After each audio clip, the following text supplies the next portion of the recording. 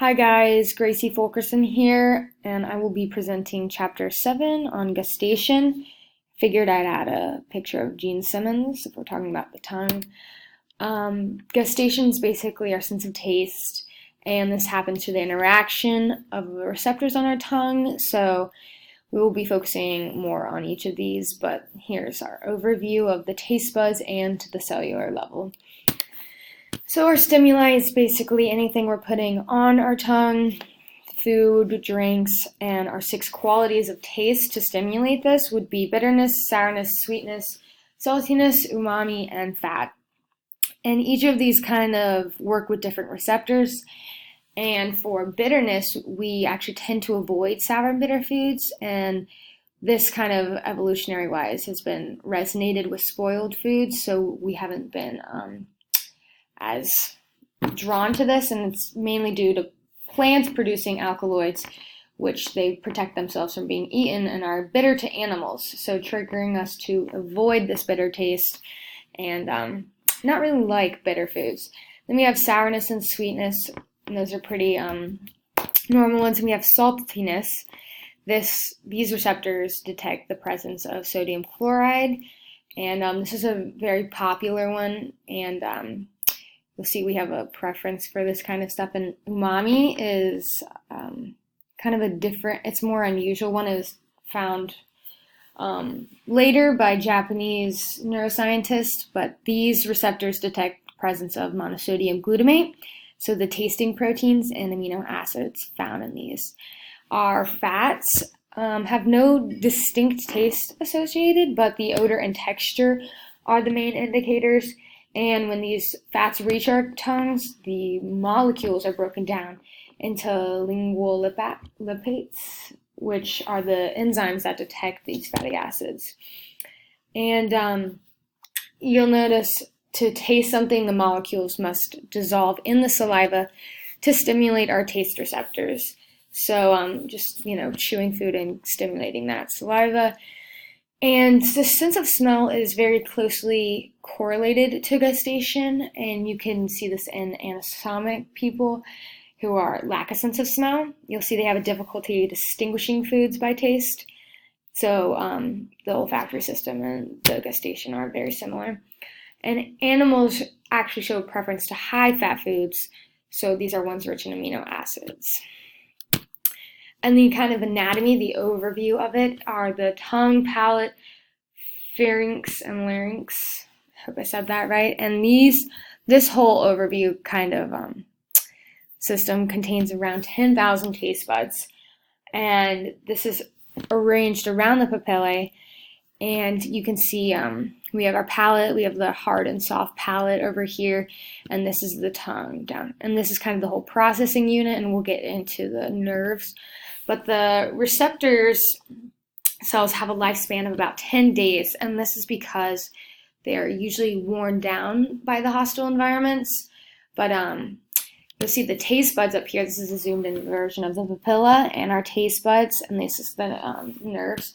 But these have about 20 to 50 specialized cells, as we talked about for the different 6 tastes.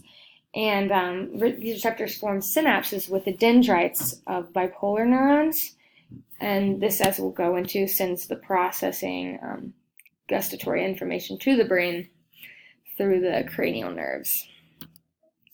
And perceptual properties. I think this is a good overview of kind of the foods we eat, and you can see as bitter, evolutionary has made us not like that. But tasted molecules bind with receptors to produce changes in membrane permeability, causing receptor potentials. And this potential is what is going to send it to our brain and help us perceive what we're tasting.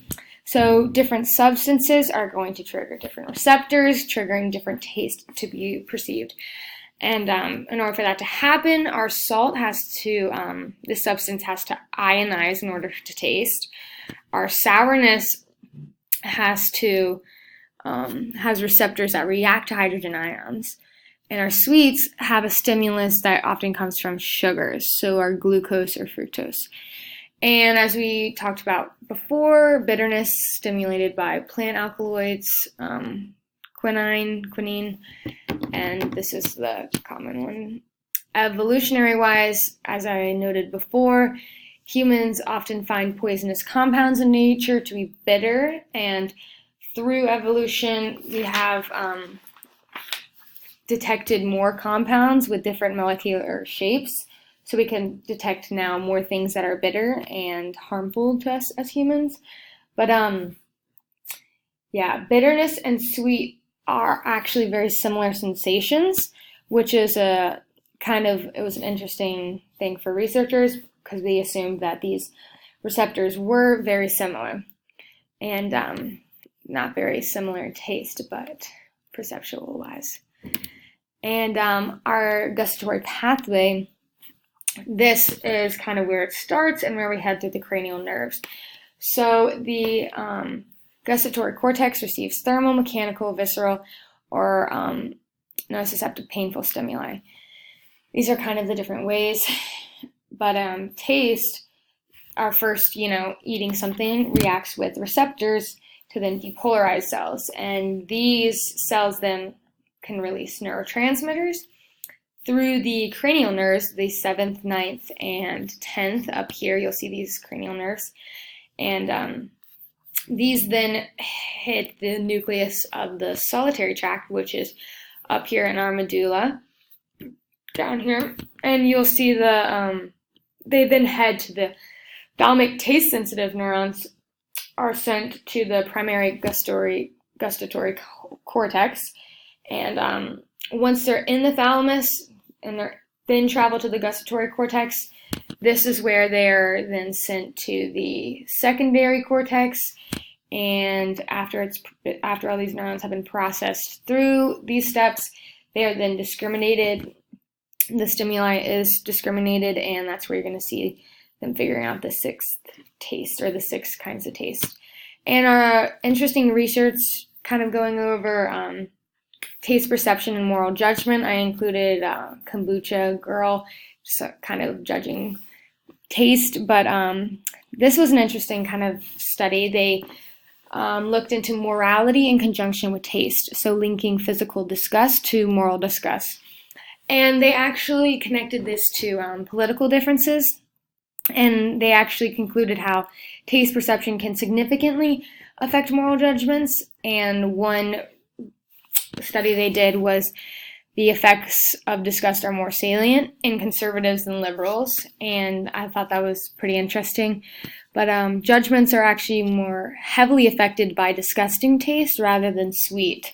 So I can imagine something really gross resonating with me longer, making me a little angry. But here are some of the data that they concluded. But yeah, just kind of interesting how, morals-wise could be affected. And that is the gustatory system, and here is